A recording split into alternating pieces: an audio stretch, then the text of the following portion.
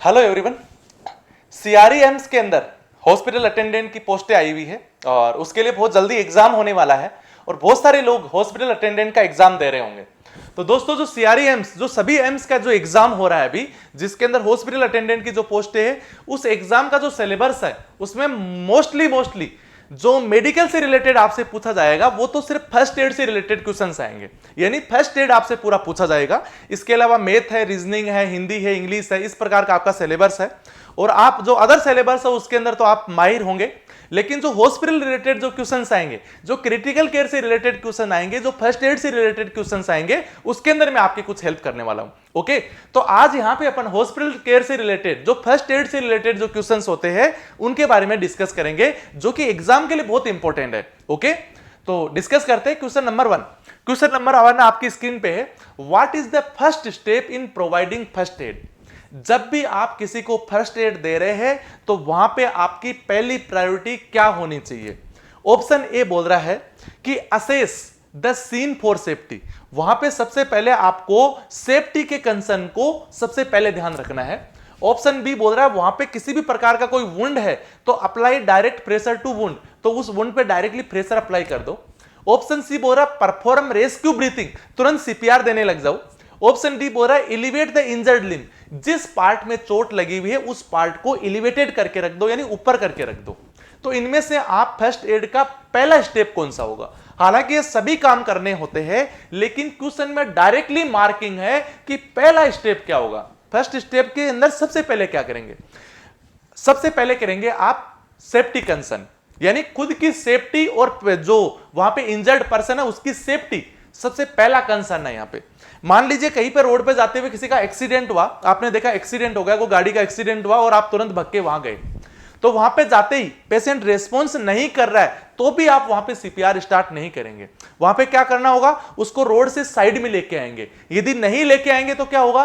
वहां पे चलती हुई रोड पे आपको किसी गाड़ी की दोबारा चोट लग सकती है। हो सकता है वहां पे पेशेंट बिल्कुल अभी ठीक है या फिर रेस्पॉन्स करके वापस आ जाएगा, रिवोक हो जाएगा, लेकिन वहां पे दोबारा टक्कर लग के वो और ज्यादा डैमेज हो सकता है, और ज्यादा इंजर्ड हो सकता है।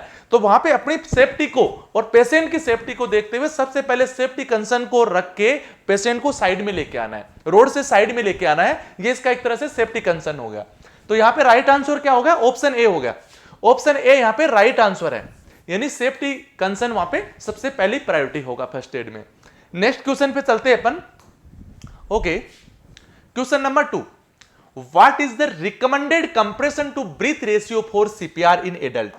जब भी आप किसी एडल्ट पर्सन को सीपीआर दे रहे हैं, एडल्ट यानी जो नॉर्मल जवान पर्सन, यहां बच्चों की बातें नहीं कर रहे, एडल्ट की बातें कर रहे हैं, किसी एडल्ट पर्सन को सीपीआर दे रहे हैं, तो वहां पे आपके चेस्ट के जो कंप्रेशन और ब्रीथिंग आप दे रहे हो मुंह से, उस ब्रीथिंग और कंप्रेशन का जो रेशियो है वो कितना होना चाहिए?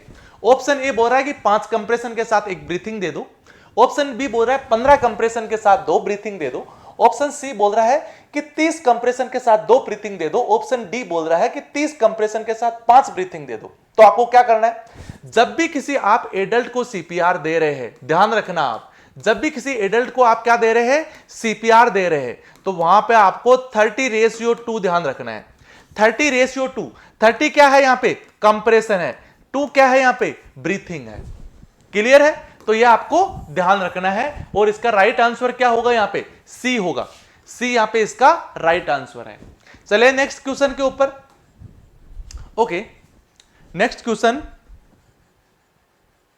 ओके, नेक्स्ट क्वेश्चन आपकी स्क्रीन पे, क्वेश्चन नंबर 3। क्वेश्चन नंबर 3 बोल रहा है what is the correct hand placement for chest compressions during CPR on adult? जब भी आप किसी एडल्ट को सीपीआर दे रहे हैं, उस कंडीशन में आपके जो हाथों की पोजीशन है वो चेस्ट पे किस प्रकार होनी चाहिए, यानी चेस्ट के किस एरिया में आपके हाथों की पोजीशन होनी चाहिए, किस एरिया में आप हाथों को रख के कंप्रेशन करने वाले हैं। ऑप्शन ए बोल रहा है lower half of breast bone या स्टर्नम, जो अपने चेस्ट के बीचों बीचों ये बोन होती है, इसको अपन स्टर्नम बोलते हैं, जिसको अपन ब्रेस्ट बोन भी बोलते हैं, यानी दोनों ब्रेस्ट के बीच में जो बोन है वो ब्रेस्ट बोन है। तो आपको लोअर हाफ का मतलब क्या होगा कि जो लोअर हाफ, जो हाफ यानी आधी चेस्ट के नीचे वाले एरिया में आपको कंप्रेशन करना है। ऑप्शन बी बोल रहा है मिडल ऑफ चेस्ट, चेस्ट के बीचों बीच कर दो, बिटवीन द निपल्स, निपल्स के बीच में। ऑप्शन सी बोल रहा है अपर एब्डोमन, एब्डोमन के ऊपर वाली साइड में करना है, just below the rib cage, जो कि अपना रिब केज जो पिंजरा है उससे जस्ट नीचे की तरफ, साइड ऑफ चेस्ट, चेस्ट के साइड में करना है, ओवर द रिब्स, रिब्स के ऊपर एक साइड में कर लो। तो इसमें से राइट ऑप्शंस पूछा गया आपसे कि ऐसा आप कहां कंप्रेशन करेंगे। जब भी किसी एडल्ट पर्सन को सीपीआर देना है तो चेस्ट के मिड में कंप्रेशन करना आपको, सबसे पहले तो चेस्ट के मिड में, ना ऊपर ना नीचे ना साइड में ना इधर साइड में, बिल्कुल मिड में। और मिड कैसे देखेंगे, दोनों निपल्स के मिड में, दोनों निपल्स के मिड में और चेस्ट में आपको कंप्रेशन करना है। तो इसका राइट आंसर क्या होगा, ऑप्शन बी यहां पे राइट आंसर होगा, यानी middle of chest between the nipples. Option B इस पे राइट आंसर है। नेक्स्ट क्वेश्चन में चलते हैं, क्वेश्चन नंबर 4 आपकी स्क्रीन के ऊपर। ओके, क्वेश्चन नंबर 4 आ गया आपकी स्क्रीन पे, देखिए, what is the first thing you should do when someone is choking. जब किसी पर्सन को चोकिंग हो गया है, मतलब कुछ गले में एयरवे में कुछ फंस गया है, उस कंडीशन के अंदर आपकी फर्स्ट थिंग सबसे पहले क्या करना है। यहां पे देखो, यहां पे 4 ऑप्शंस दिए हुए हैं, इनमें से एक से ज्यादा ऑप्शंस भी यहां सही हो सकते हैं यदि टोटल देखेंगे आप, बट यहां पे फर्स्ट थिंग पूछा गया है कि यदि किसी को चोकिंग में है तो सबसे पहले आपको क्या करना है। ऑप्शन ए बोल रहा है परफॉर्म बेक ब्लो, आपको क्या करना है, यहां पे बेक ब्लो करना है। बेक ब्लो में होता क्या है, बेक ब्लो के अंदर, ओके 1 सेकेंड, बेक ब्लो में क्या होता है, बैक साइड में, पेशेंट के बैक साइड के अंदर आपको हैंड्स की जो हिल्स वाला एरिया है, इस हैंड्स के हिल्स वाले एरिया से फ्रीमली वहां पे ऐसे रगड़ देना है 5 टाइम्स। 5 टाइम्स आपको फ्रीमली ऐसे करना है, या फिर 5 टाइम्स ऐसे थोड़ा थोड़ा धीरे धीरे ठोक देना है उसको। ओके, जिसके कारण से जो चोकिंग हुआ है वो ऑब्जेक्ट जस्ट से बाहर आ जाए।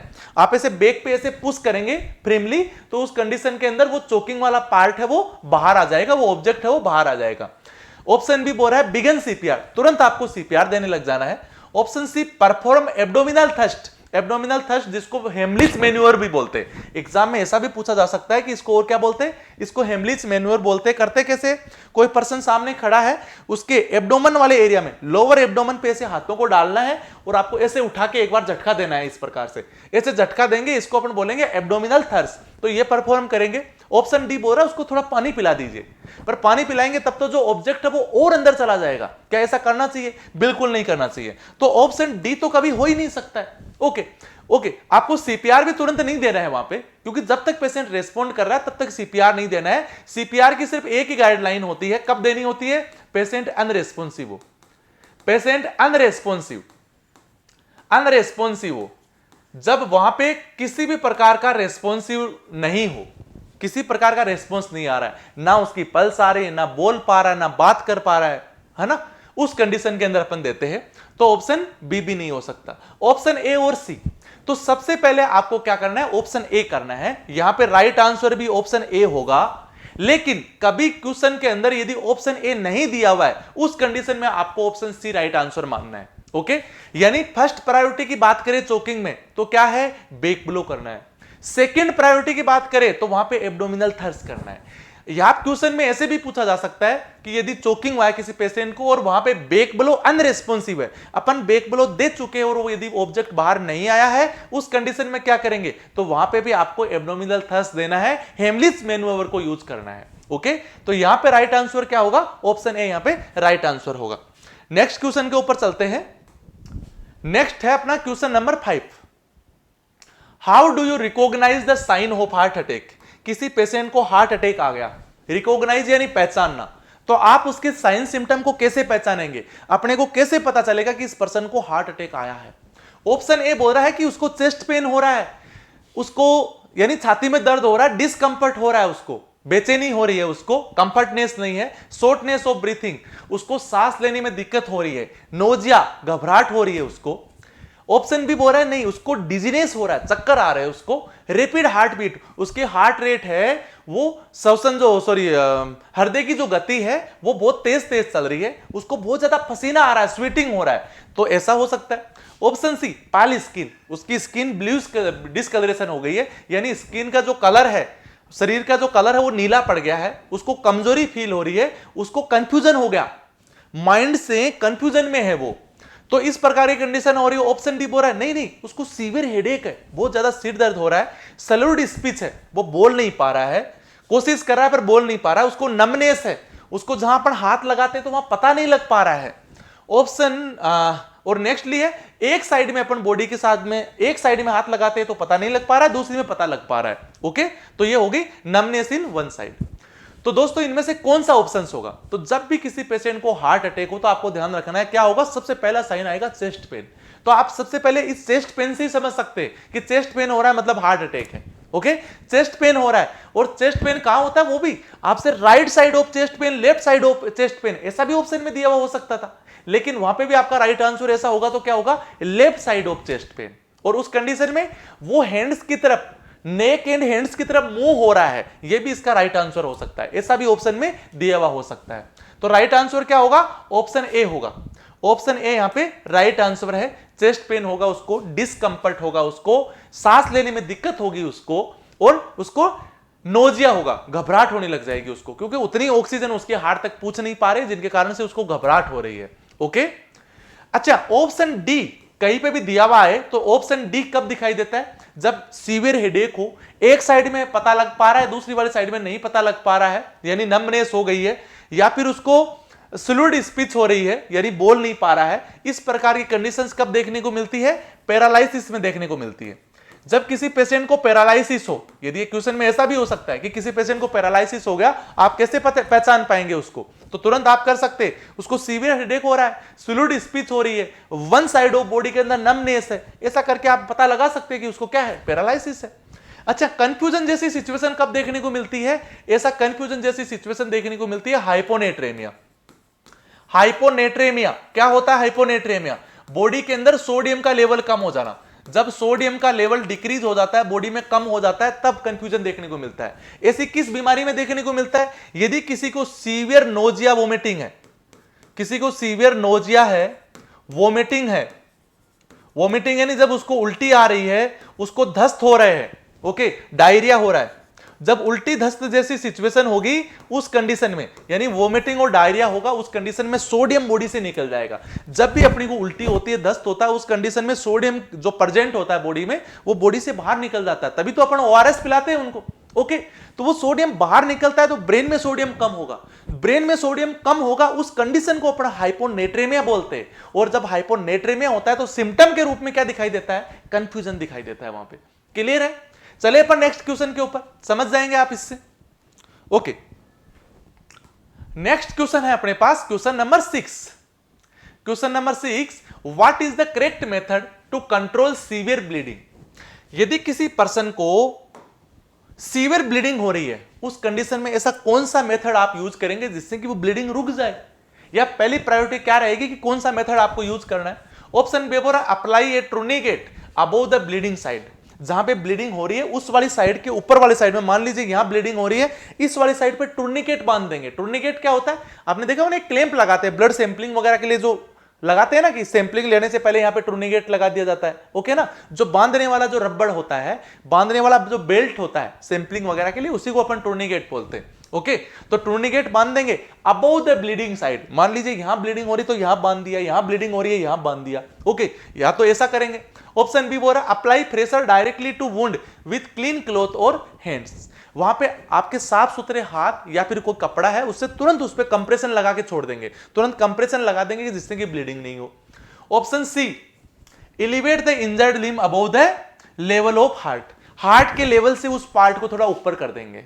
Okay, option D, apply ice to bleeding area, जहां पे ब्लीडिंग हो रही है वहां पे आइस लगा दो, बर्फ लगा दो वहां पे। ओके, तो दोस्तों वैसे तो ये सारे के सारे तरीके अप्लाई होते हैं वहां पे, पर क्वेश्चन में डायरेक्टली पूछा गया है कि करेक्ट मेथड क्या है, एकदम सबसे पहले करने वाला करेक्ट मेथड। जब भी कभी ब्लीडिंग होती है, कहीं चोट लग जाती है, आप तुरंत उसको दबा के रखते हैं ना, यानी उसके ऊपर डायरेक्टली प्रेशर अप्लाई करना है जिससे कि ब्लीडिंग क्लोट हो जाए। जब भी अपने को कहीं चोट लग जाती है तो वहां पे ब्लड बहने लग जाता है, पर जब भी अपन वहां पे प्रेशर अप्लाई करके रखेंगे तो थोड़ी देर बाद अपने जो क्लोटिंग फैक्टर होते हैं, क्लोटिंग फैक्टर 2, 7, 9, 10 जो कि लीवर में एक्टिवेट होते हैं, वो एक्टिवेट होंगे, जिसके कारण से वहां ब्लीडिंग रुक जाएगी, वहां पे क्लोटिंग होने लग जाती है, रक्त का वापस थक्का बनना स्टार्ट हो जाता है, जिनके कारण से वो ब्लीडिंग रुक सकती है वहां पे। ओके, तो सबसे पहला मेथड यही करना है। उसके बाद हार्ट के लेवल से ऊपर करना और वहां पे टूर्निकेट अप्लाई करना, ये सब चीजें भी हो सकती है, पर ये लेट के ऑप्शंस है, पहली प्रायोरिटी में आपको इसी ऑप्शंस को देना है। हालांकि आइस वगैरह अप्लाई नहीं करते अपन।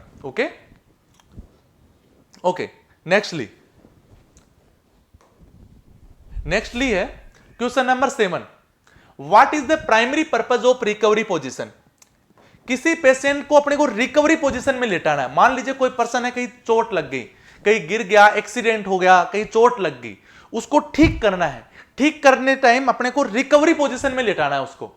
अब रिकवरी पोजीशन होती क्या है? रिकवरी पोजीशन का एक ही माइंड में ध्यान रखना आपको कि पेशेंट मान लीजिए कहीं किसी बिल्डिंग से गिर गया, 2 मंजिल से नीचे गिरा, तो आके पेशेंट गेंदबंद के ऐसे कैसे लेटा रहेगा? तो अपन सबसे पहले उसको ऐसे लिटाएंगे जिससे उसका एयरवे ओपन हो, जो श्वसन तंत्र है वो वापस ओपन हो, इस प्रकार की पोजीशन में लिटाएंगे। चाहे किसी भी प्रकार से पेशेंट है वो कोई इंजर्ड हो रहा है, चाहे उसको बर्न हो रहा है, कहीं जल गया हो, कहीं से गिर गया हो, कहीं आरटीए हो गया हो यानी रोड ट्रैफिक एक्सीडेंट हुआ हो, ऐसी कोई भी सिचुएशन हो, सबसे पहले अपने को एयरवे क्लियर हो इस प्रकार से लिटाना है। मान लीजिए किसी गर्दन ऐसे हो गई तो एयरवे क्या हो रहा है? ऑब्स्ट्रक्ट हो रहा है, एयरवे में दिक्कत हो रही है, बाधा आ रही है सांस लेने के अंदर। तो अपने को इस प्रकार से उसको लिटाना है कि जिसमें सांस लेने में कोई बाधा ना आए, जो अपनी श्वसन नली है वो क्लियरली खुली हुई रहे। ओके, उसको बोलते हैं अपन एयरवे मेंटेन करना। Option A, maintain an open airway. Option B, stop bleeding from wound. सबसे पहले जो जहां से ब्लीडिंग हो रही है उस ब्लीडिंग को रोकना है। Option C, prevent further injury to spine. दोबारा से कोई स्पाइन में इंजरी नहीं हो इसलिए उसको सीधा लिटा दिया जाए। Option D, control severe bleeding. Severe bleeding को रोकना है। दोस्तों ये सारे के सारे ऑप्शंस अपने को करने ही होते हैं। जब भी कोई पर्सन इंजर्ड हुआ है तो सब ऑप्शंस करने ही होते हैं, बट क्वेश्चन में डायरेक्टली पूछा है कि प्राइमरी पर्पज आप सबसे पहले क्या करेंगे? सबसे पहले करेंगे आप ओपन एयरवे, जो मैंने अभी आपको बताया था। ओके, तो इसका जो राइट आंसर होगा वो क्या रहेगा? यहां पे राइट आंसर रहेगा ऑप्शन ए। यहां पे एयरवे आपको मेंटेन करना है। क्लियर है? नेक्स्ट क्वेश्चन के ऊपर चलते हैं, क्वेश्चन नंबर 8। क्वेश्चन नंबर 8 आपकी स्क्रीन पे आ गया है। क्वेश्चन नंबर 8 को डिस्कस करते हैं।